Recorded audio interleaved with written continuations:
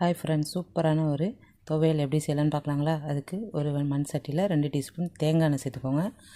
3 teaspoon அளவுக்கு உளுந்து, 1 teaspoon அளவுக்கு கடலைப்பருப்பு, ஒரு 4 பூண்டு பல், ஒரு 5-6 சின்ன வெங்காயம், காரத்துக்கு ஏற்ற பச்சை மிளகா ஒரு 4-5 சேர்த்துக்கோங்க. காரத்துக்கு ஏற்ற மாதிரி அதையும் சேர்த்து நல்லா வதக்கி விடுங்க. அது கூடவே பீர்க்கங்காயை கழுவிட்டு நல்லா தோல் சீவி எடுத்து வச்சுருக்கோம். அதையும் எடுத்து அதோட சேர்த்து வதக்கிக்கோங்க.